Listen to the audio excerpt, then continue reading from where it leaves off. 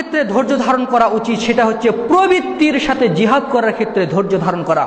আল্লাহ তাআলা বলছেন সূরা মুনাফিকুনের 9 নম্বর আয়াতে, ইয়া আইয়ুহাল্লাযীনা আমানু লা তুলহিকুম আমওয়ালুকুম ওয়ালা আওলাদুকুম আন যিকরিল্লাহ ওয়া মান ইয়াফআল যালিকা ফাউলাইকা হুমুল খাসিরুন।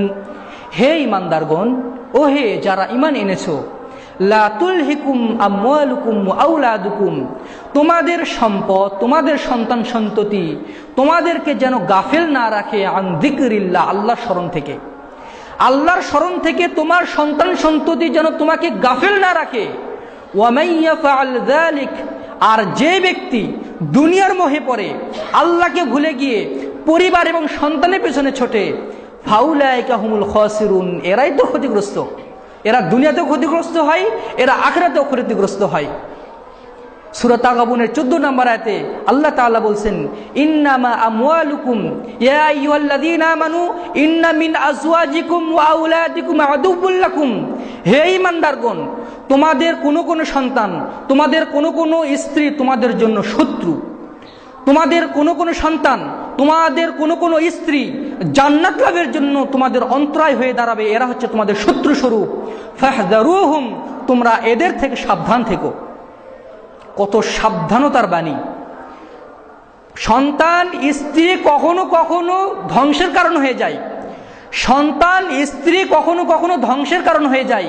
এর পরের আয়াতে 15 নম্বর আয়াতে সূরা তাগাবুন আল্লাহ তাআলা বলছেন, ইন্নামা আমওয়ালুকুম ওয়া আওলাদুকুম ফিতনা, নিশ্চয়ই তোমার স্ত্রী পরিজন, তোমার সন্তান সন্ততি তোমাদের জন্য ফিতনা স্বরূপ।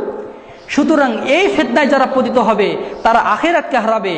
এই বিষয় থেকে যারা নিজেকে পরহেজ করতে পারবে, নিজেকে হেফাজত করতে পারবে, সেই ব্যক্তি সফলকাম হবে। সূরা নাজিয়াতের 37 থেকে 41 নম্বর আয়াত পর্যন্ত আল্লাহ তাআলা বলছেন, ফাআম্মা মান তাগা, যে ব্যক্তি সীমা লঙ্ঘন করে, ওয়াসারুল হায়াতাদ দুনিয়া, দুনিয়াবী জীবনকে অগ্রাধিকার দেয়, তার গোটা প্রচেষ্টা, তার কোশিশ নিরন্তর সব সময় দুনিয়া কেন্দ্রিক, ফাইনাল জাহিমা হিয়াল মাওয়া, এই ব্যক্তির বাসস্থান হচ্ছে জাহান্নামে। যে ব্যক্তি সীমা লঙ্ঘন করে, দুনিয়ার জীবনকে বেশি অগ্রাধিকার দেয় আখিরাতের চেয়ে, এই ব্যক্তির ঠিকানা হবে জাহান্নামে। ওয়া আম্মা মান খাফা মাকামা রাব্বিহি ওয়া নাহান নাফসা আনিল হাওয়া, কিন্তু যারা আল্লাহর সামনে দণ্ডায়মান হওয়াকে ভয় করে, যে আমি এই পাপ কাজ করছি, আমাকে তো আল্লাহর সামনে দাঁড়াতে হবে। বিভিন্ন দেশের বিভিন্ন জায়গায় গুরুত্বপূর্ণ স্পটে সিসি ক্যামেরা লাগানো থাকে। আমরা কোনো কাজ করি, কিন্তু যদি জানি যে এখানে সিসি ক্যামেরা লাগানো আছে, আমরা কিন্তু সতর্কতার সহিত কাজ করি। কিন্তু আমাদের এই বুকের মধ্যে যে একটা দীর্ঘ মেয়াদি, আপনার জন্ম থেকে মৃত্যু পর্যন্ত যে একটা সিম কার্ড ঝুলানো আছে, আপনি কোথায় কি করছেন না করছেন সব কিছু রেকর্ড হচ্ছে, আমরা কিন্তু সেই ভয় করতে ব্যর্থ হয়ে যাই। ওই সিসি ক্যামেরাতে কোনো কিছু ধারণ করতে ব্যর্থ হয়ে যেতে পারে, কিন্তু আপনার উপরে যে সিসি ক্যামেরা লাগানো হয়েছে এটা কখনোই ব্যর্থ হবে না।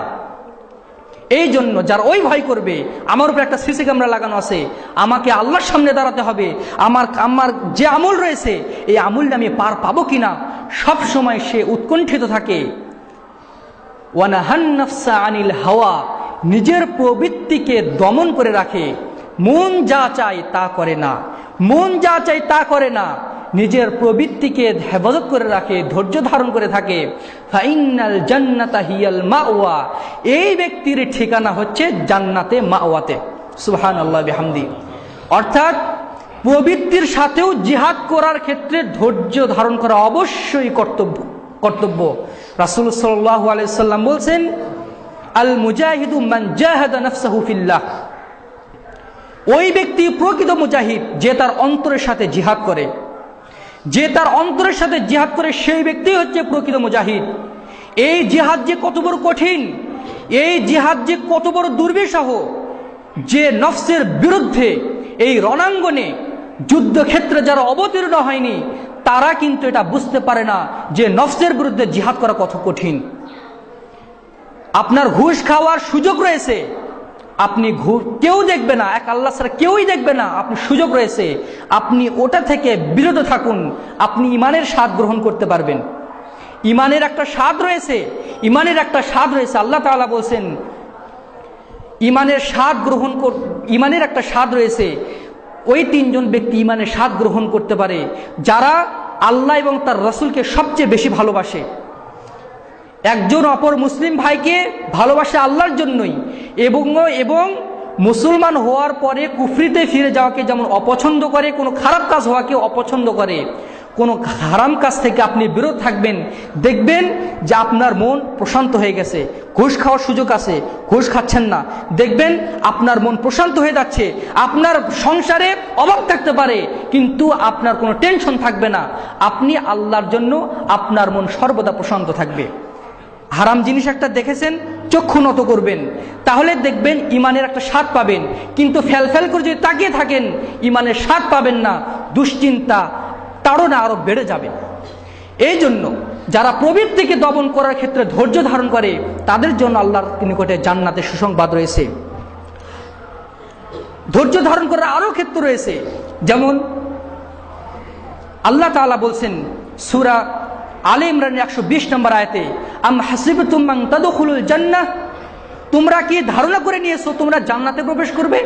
ওয়ালাম্মা ইয়ালামিল্লাহুল্লাযীনা জাহাদু মিনকুম ওয়া ইয়ালামাস সাবিরিন, কিন্তু আল্লাহ তাআলা জানবেন না যে তোমরা কে কে জিহাদ করেছো, নফসের বিরুদ্ধে জিহাদ করেছো, তাগুদের বিরুদ্ধে কে কে জিহাদ করেছো, আল্লাহ তাআলা এটা জানবেন না।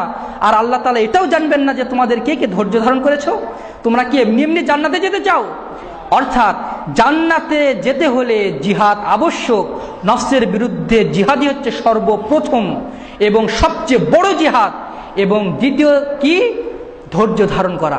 ধৈর্য ধারণ করা এবং জিহাদ করা, এই দুটার বিনিময়ে জান্নাতের সিঁড়ি বেয়ে, মানে কষ্টের সিঁড়ি বেয়ে জান্নাতে পৌঁছা যায়। এই জন্য আল্লাহ তাআলা বলছেন তোমরা কি চিন্তা করেছো, তোমরা কি ভাবছো যে আমরা এটুকু আমল করে জান্নাতে যাব? অথচ আল্লাহ তাআলা তোমাদেরকে পরীক্ষা করবেন না। আল্লাহ তাআলা দেখবেন না যে তোমরা কি অন্তরের বিরুদ্ধে জিহাদ করো, নফসের বিরুদ্ধে জিহাদ করো, আর কে তোমাদের মধ্যে ধৈর্যশীল। অপর এক আয়াতে সূরা বাকারার 214 নম্বর আয়াতে আল্লাহ তাআলা বলছেন, আম হাসিবতুম মান তাদখুলুল জান্নাতা ওয়া লাম্মা ইয়াতিকুম মাতালুল লাযীনা খালাউ মিন ক্বাবলিকুম মাসসাতহুমুল বাসাউ ওয়াদ-দাররা ওয়া যুলজিলু হাত্তা ইয়াকুলার রাসূলু ওয়াল লাযীনা আমানু মা'আহু মাতা নাসরুল্লাহ আলা ইন্না নাসরাল্লাহি করিব। আল্লাহ তাআলা বলছেন তোমরা কি ধারণা করে নিয়েছো যে তোমরা জান্নাতে প্রবেশ করবে? ওয়ালাম্মা ইয়াতিকুম মাসালুল লাযীনা খালাউ মিন ক্বাবলিকুম, কিন্তু তোমাদের উপরে তোমাদের পূর্ববর্তীদের উপরে মতো কষ্ট আপতিত হয়নি যখন তাদেরকে কষ্ট, শোক, বিপদ আপদ, মাসসাতহুমুল বাসা ওয়াদ দাররাউ, নিঃস্বতা, রোগ, শোক, বিপদ তাদেরকে স্পর্শ করেছিল। ওয়া যুলজিলু, ভয়ে বিপদে তারা প্রকম্পিত হচ্ছিল, এমনকি তারা বাধ্য হয়েছিল। হাত্তা ইয়াকুলার রাসূল ওয়াল্লাযীনা আমানু মা'হু, আল্লাহর রাসূল এবং তার সাথীরা বলতে বাধ্য হয়েছিল, হে আল্লাহ কখন তোমার সাহায্য আসবে, আমরা আর ধৈর্য ধারণ করতে পারছি না। আল্লাহ তাআলা বলছেন আলা, জেনে রাখো, ইন্না নাসরাল্লাহি করিব, নিশ্চয়ই আল্লাহর সাহায্য তোমাদের নিকটবর্তী, অতীব নিকটবর্তী। সুতরাং এমন কোনো রাত নেই যার ভোর হবে না, এমন কোনো বিপদ নেই যা ঘুচবে না।